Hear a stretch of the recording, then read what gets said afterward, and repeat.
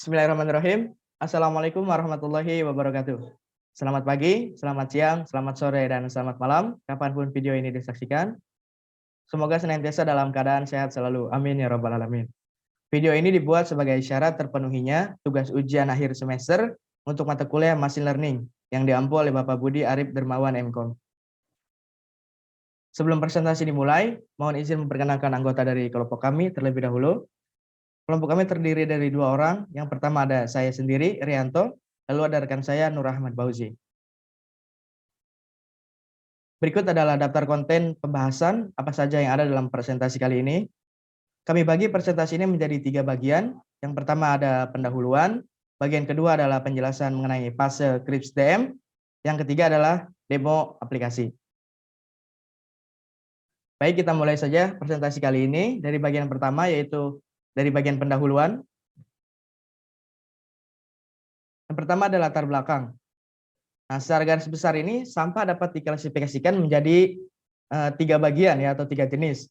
Yang pertama ada sampah organik, di mana sampah organik ini dapat terurai secara alami tanpa bantuan dari campur tangan manusia. Dan yang kedua adalah sampah anorganik. Sampah ini tergolong sulit terurai tanpa perlakuan khusus. Dan juga yang ketiga adalah jenis sampah B3, di mana sampah ini berjenis limbah dan berbahaya bagi lingkungan hidup. Nah, pada saat ini masih sangat kurang sekali pengetahuan serta edukasi mengenai pemilahan atau pengklasifikasian sampah, membuat masyarakat tentunya kurang peduli dengan hal ini. Nah, tetapi dengan teknologi yang semakin canggih seperti saat ini, perlu dirancang sebuah aplikasi di mana aplikasi tersebut dapat mengklasifikasi jenis sampah yang dapat dijadikan sebagai media pembelajaran nantinya dan juga bahan sosialisasi kepada masyarakat luas untuk jangka panjang. Nah, yang berikutnya adalah metode. Di dalam machine learning sendiri dapat dibedakan menjadi 3 kategori ya untuk machine learning ini. Yang pertama ada supervised learning, unsupervised learning, dan juga reinforcement learning. Nah, karena teknik yang akan digunakan adalah klasifikasi di mana datasetnya adalah berupa citra atau gambar. Nah, ini termasuk ke dalam supervised learning ya. Untuk klasifikasi objek ini masuk ke dalam supervised learning di dalam machine learning. Nah, sebenarnya ada banyak algoritma yang digunakan dapat untuk mengklasifikasikan jenis sampah ini ya, ataupun mengklasifikasikan objek-objek yang lainnya seperti SVM, support vector machine, ada KNN, CNN, dan juga masih banyak lagi. Nah, tetapi pada saat ini kami akan menggunakan salah satu algoritma yang terkenal, yaitu algoritma CNN ya, atau Convolutional Neural Network. CNN ini merupakan salah satu metode dalam supervised learning pada deep learning. CNN sendiri adalah jaringan saraf tiruan yang paling banyak digunakan dalam pengenalan dan pemrosesan citra. Yang membuat CNN ini unik adalah operasi konvolusionalnya yang menerapkan filter pada setiap bagian dari input sebelumnya untuk mengekstraksi pola dan Peter maps.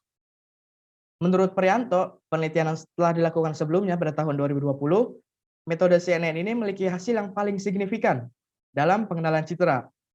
Hal tersebut dikarenakan CNN ini berusaha meniru sistem pengenalan citra pada visual cortex manusia, sehingga memiliki kemampuan mengolah informasi citra layaknya seperti mata manusia.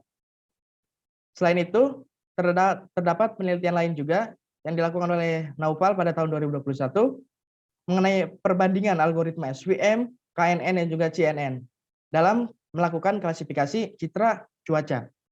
Hasilnya adalah CNN lebih unggul daripada kedua algoritma lainnya. Untuk bagian hasil akan disampaikan dan dilanjutkan oleh rekan saya, Nur Ahmad Bauzi. Terima kasih.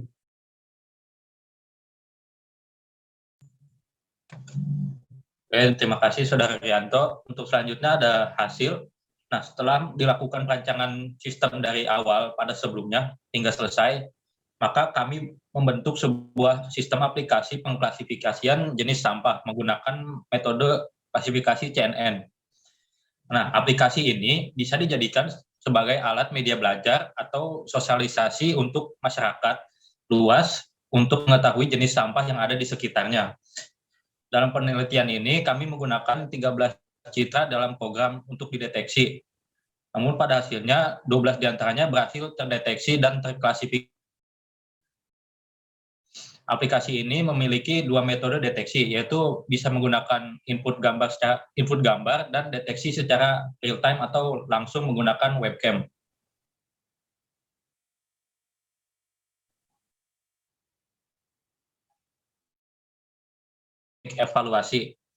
Teknik evaluasi ini kami ujian langsung terhadap aplikasi yang telah. Dan pengujian ini meliputi fitur dan fungsionalitas utama dalam aplikasi pengklasifikasian jenis sampah. Sudah berhasil teridentifikasi dan terklasifikasi secara benar sesuai dengan yang kita harapkan dan atau bug dalam aplikasi.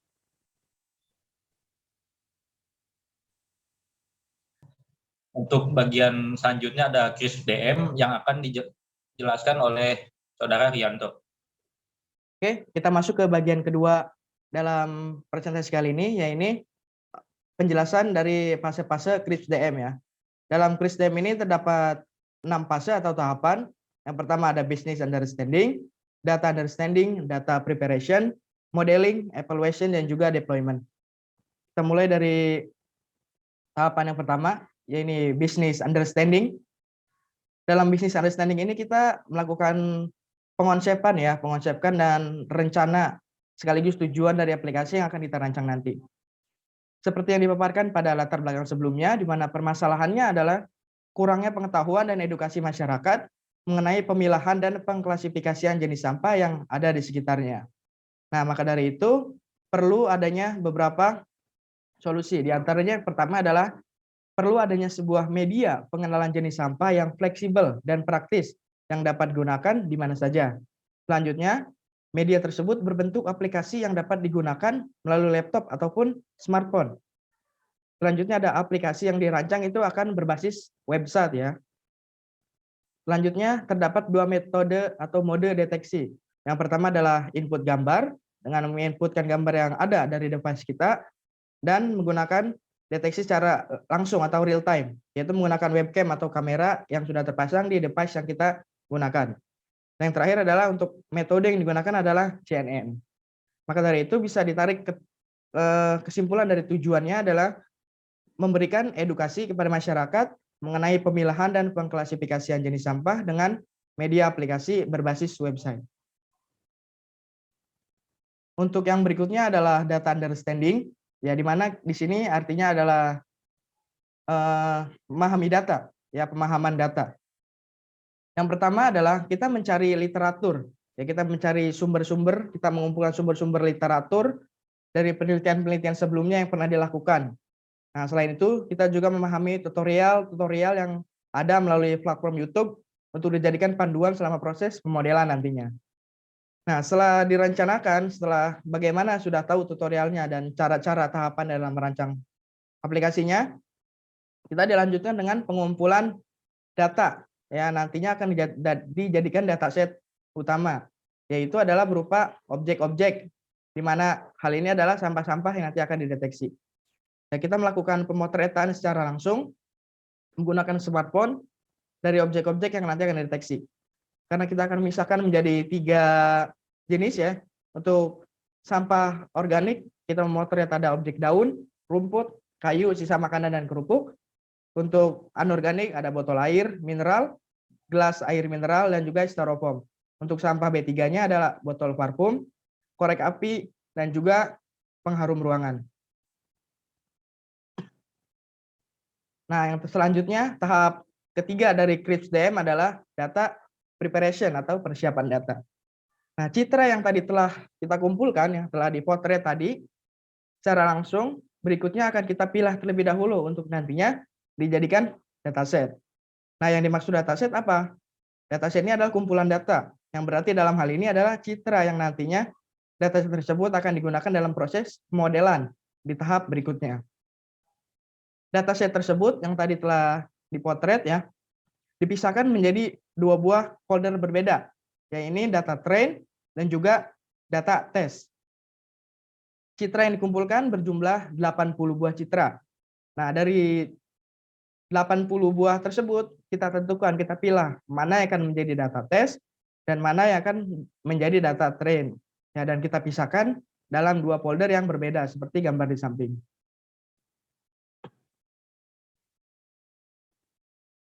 Nah, berikutnya pada tahap modeling ada tahap keempat dalam CRISP-DM ya. Tahap modeling ini kita memulai untuk merancang aplikasi. Ya, kita mulai melakukan rancangan aplikasi di bagian modeling ini. Tahap yang pertama dalam modeling adalah memberikan label pada citra dengan label IMG. Nah, citra yang tadi sudah dipisahkan menjadi dua folder, masing-masing citra tersebut itu harus diberikan identitas. Harus diberikan identitas sekaligus mendapatkan identitas dari citra tersebut. Ya, kita berikan label dari masing-masing citra tersebut. Nah, outputnya dari tahapan ini adalah berupa file XML. Nah, untuk berikutnya adalah setelah file XML tadi dibuat ya melalui proses labeling, tetapi masih terpisah.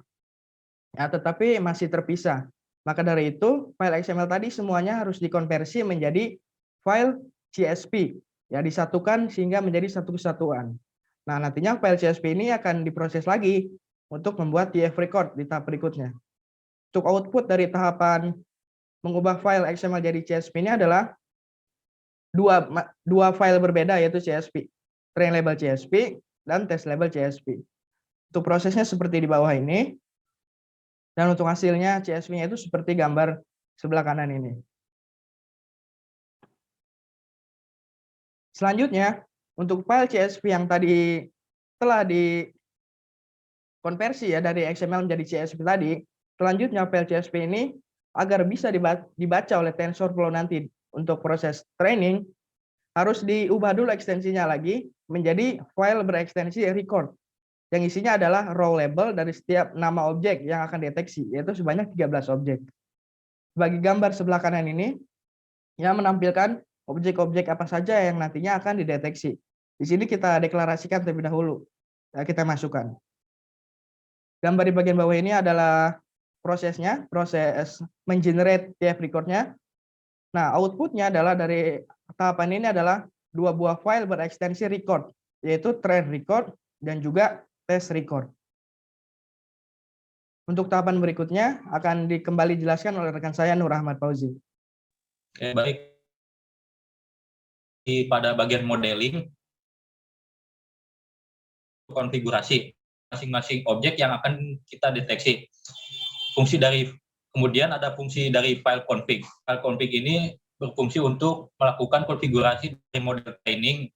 Isinya berupa kumpulan path atau lokasi dari beberapa elemen yang akan proses training. Seperti path atau lokasi file label map yang telah kita buat sendiri sebelumnya. Seperti yang kita lihat pada gambar di sebelah kanan, kita masukkan path-nya masing-masing.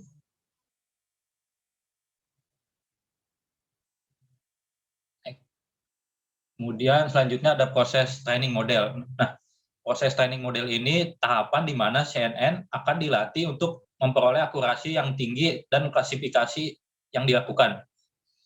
Proses training ini sangat memakan banyak waktu karena harus memperhatikan tingkat loss atau akurasinya. Untuk pengujian yang kami lakukan ini, kami melakukan proses training selama kurang lebih 7 jam, dari jam 12 malam hingga jam 7 pagi. Proses trainingnya bisa dilihat seperti pada gambar sebelah kanan. Terus selanjutnya, lalu pada proses training ini dihentikan ketika sudah mencapai 3.509 step atau pengulangan. Karena total loss yang didapat sudah dirasa cukup dan tidak berkurang lagi. Setelah proses training selesai, akan muncul file checkpoint terakhir apabila training dihentikan, seperti pada gambar sebelah kanan, bagian model. Kemudian kita melakukan ekstraksi model hasil training tersebut menjadi frozen inference graph yang isinya berupa object detection classifier seperti pada gambar sebelah kanan. Kemudian kita masukkan pada training di bagian seperti gambar di bawah. Lalu setelah itu kita melakukan modeling pada perancangan user interface atau antarmuka aplikasi yang akan kita buat. Sesuai dengan pemaparan pada bagian business understanding sebelumnya, aplikasi kami akan dirancang menggunakan berbasis website agar lebih fleksibel dan mudah digunakan. Website ini kami buat menggunakan kodian HTML dengan menggunakan framework bernama Flash. Flash sendiri merupakan sebuah framework web yang ditulis menggunakan bahasa Python dan termasuk jenis micro framework. Fungsi dari Flash tersebut adalah untuk kerangka kerja dari aplikasi dan sebagai tampilan Python, sehingga sebuah web tersebut akan jadi lebih terstruktur. Selain itu, kami juga menggunakan CSS dan Bootstrap versi 4,2 agar tampilannya terlihat lebih menarik dan lebih rapi. Untuk tahapan KrisDM yang terakhir, kami melakukan evaluasi. Dari evaluasi ini kita lakukan menjadi 3 poin. Pertama adalah modelnya untuk mendeteksi apakah sudah selesai di training. Kemudian evaluasi pada user interface atau antarmuka yang sudah selesai kita rancang sebelumnya. Dan terakhir melakukan proses pengujian aplikasi secara langsung. 4 buah pengujian pada bagian menu-menunya, antara lain pertama menu dashboard, kedua menu deteksi input gambar, ketiga menu deteksi real time, dan juga menu about. Untuk evaluasi menu pertama ada menu dashboard. Menu dashboard ini adalah halaman awal atau menu utama yang ada pada aplikasi yang kami buat. Di sana terlihat ada tombol navigasi bagian atas di halaman. Nah, fungsinya untuk beralih atau berpindah-pindah pada menu lainnya secara mudah, seperti yang terlihat pada gambar sebelah kanan atas tersebut. Kemudian evaluasi selanjutnya pada bagian menu deteksi input gambar. Nah, cara kerja dari mode deteksi ini, kita hanya perlu mengunggah gambar atau mengupload gambar yang ingin kita deteksi. Setelah itu kita tekan tombol submit yang ada pada bagian bawah itu, warna biru. Kemudian aplikasi akan melakukan deteksi secara otomatis dari gambar yang telah kita upload tersebut dan menampilkan nama objek tersebut, juga nilai akurasinya. Seperti pada gambar hasil deteksi yang ada di sebelah kanan ini. Nah, kita juga bisa melakukan hanya dengan menekan tombol download hasil deteksi yang ada pada bagian paling bawah. Evaluasi menu deteksi real time. Nah, pada bagian ini atau pengklasifikasian sampah secara langsung menggunakan website atau kamera yang tertanam pada Nah, pada bagian ini, kualitas dari kamera device yang digunakan akan mempengaruhi nilai pendeteksi atau akurasi yang akan didapat, seperti terlihat pada gambar tersebut. Kemudian ada menu terakhir, yaitu menu about. Menu about ini adalah menu tambahan yang fungsinya untuk menampilkan nama dari perancang aplikasi ini, dan juga dosen pembimbing kami, yaitu Pak Budi Arif Dermawan MKOM. Nah, lalu terakhir yaitu pada pendeteksian objek. Dan pada objek-objek tersebut, dari 13 objek yang kami coba identifikasi, 12 diantaranya sudah berhasil kami deteksi. Nah, namun ada satu objek yang tidak dapat terdeteksi, yaitu karet gelang. Penyebabnya adalah objek tersebut memiliki dataset yang tidak mumpuni dan ukuran objeknya yang relatif kecil sehingga sulit untuk dideteksi oleh aplikasi kami. Lalu tahapan KrisDM yang terakhir adalah deployment. Deployment atau penyebaran ini bisa berbentuk bagaimana sebuah sistem kami dirancang. Namun karena aplikasi kami dirancang berbasis web, cara deployment atau penyebarannya adalah melakukan hosting untuk aplikasi yang telah dirancang, sehingga agar dapat digunakan secara luas oleh masyarakat hanya dengan melalui jaringan internet. Pada tahapan deployment ini, aplikasi kami belum kami lakukan karena beberapa hal. Jadi aplikasi yang kami rancang ini masih hanya bisa dijalankan di server lokal atau perangkat yang kami gunakan saja. Nah, untuk selanjutnya ada bagian terakhir, yaitu ada demo aplikasi secara langsung yang akan dipaparkan oleh Saudara Rianto. Nah, akhirnya kita sampai ke bagian yang terakhir, di bagian demo aplikasi ya, di bagian ketiga dalam presentasi kali ini. Dalam demo aplikasi ini akan didemokan secara langsung aplikasi yang telah kami rancang, seperti apa cara penggunaannya dan juga menu dan fiturnya. Oke, kita sudah beralih ke aplikasi yang telah kami rancang. Ini adalah tampilan dashboard atau tampilan halaman depan dari aplikasi yang telah kami rancang. Di bagian atas terdapat tagline machine learning ya untuk mata kuliah yang sedang kita laksanakan. Di bagian ada juga navigasi bar, yang adalah menu-menu di mana kita dapat beralih ke menu-menu yang lainnya. Dan juga terdapat logo Unsika, nama dari aplikasinya, dan juga di sini terdapat tombol coba sekarang.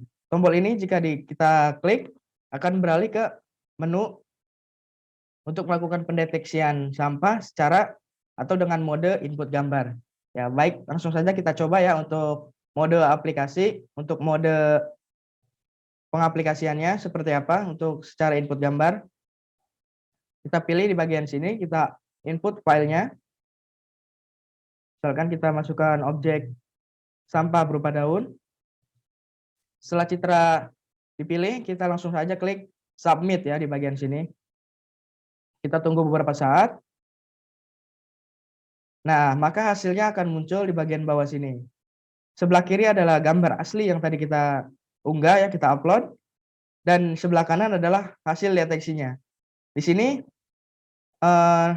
dapat dilihat bahwa pendeteksiannya adalah benar ya, bahwa objek tersebut adalah daun, serta nilai akurasinya adalah 87% dengan klasifikasi organik. Seperti itu untuk pengaplikasian di mode input gambar ini. Selain itu, terdapat mode satu lagi, yaitu mode deteksi secara real time ya, menggunakan webcam. Kita bisa buka di menu di sini, di navigasi bar, dan kita bisa beralih ke deteksi real time di bagian sini. Kita coba. Kita tunggu beberapa saat. Nah, seperti ini adalah tampilan dari menu deteksi secara real time ya, atau secara langsung. Setelah kita buka menunya, akan langsung tampil frame dan akan otomatis hidup webcamnya. Gambarnya patah-patah karena ini terpengaruhi oleh spesifikasi dari perangkat yang digunakan.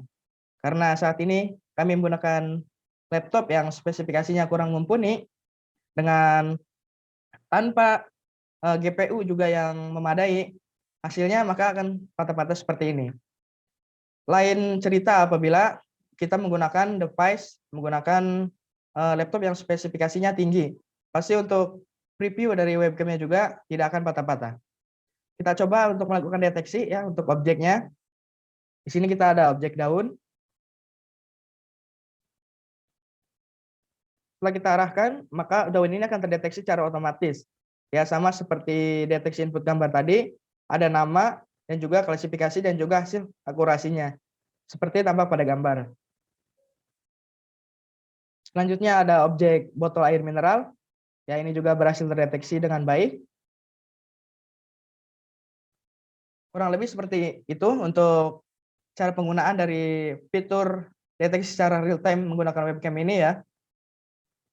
Kita beralih ke menu yang berikutnya, yaitu di sini ada menu About. Nah, kita sudah berada di menu About.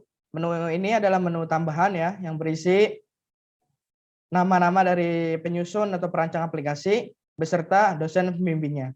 Secara keseluruhan, menu sudah kita paparkan semuanya ya, dari mulai dashboard, deteksi input gambar, deteksi secara real time dengan webcam, dan juga menu tambahan yaitu menu About. Nah, kurang lebih seperti itu untuk demo aplikasi yang telah kami rancang tadi. Sudah kami jelaskan ya, dari menu-menunya, fitur-fiturnya, seperti apa saja. Kesimpulan dari presentasi kali ini adalah terbentuknya sebuah aplikasi pengklasifikasi jenis sampah ya. Untuk sampah yang dideteksi ini terdapat 3 jenis, sampah organik yang mudah terurai, sampah anorganik yang sulit terurai, dan juga sampah B3, di mana sampah yang berbahaya untuk lingkungan hidup. Untuk metode atau algoritma yang kami gunakan untuk membuat model yang dapat mendeteksi dan mengklasifikasi jenis sampah adalah model Convolutional Neural Network atau CNN. Aplikasi yang kami rancang berbasis website, tujuannya agar lebih fleksibel dan praktis, bisa digunakan melalui laptop maupun smartphone hanya dengan jaringan internet. Selanjutnya ada 2 fitur deteksi, ya 2 mode deteksi yaitu ada input gambar dan juga deteksi secara real time menggunakan webcam. Yang selanjutnya adalah menu tambahan berupa dashboard, halaman depan, dan juga menu about. 12 dari 13 objek yang didaftarkan berhasil terdeteksi dan diklasifikasi dengan baik. Rupanya sekian saja untuk presentasi yang dapat kami sampaikan. Kami mohon maaf apabila ada kesalahan. Terima kasih atas segala perhatian. Saya Rianto dan rekan saya Nur Ahmad Fauzi undur diri. Dan wassalamualaikum warahmatullahi wabarakatuh.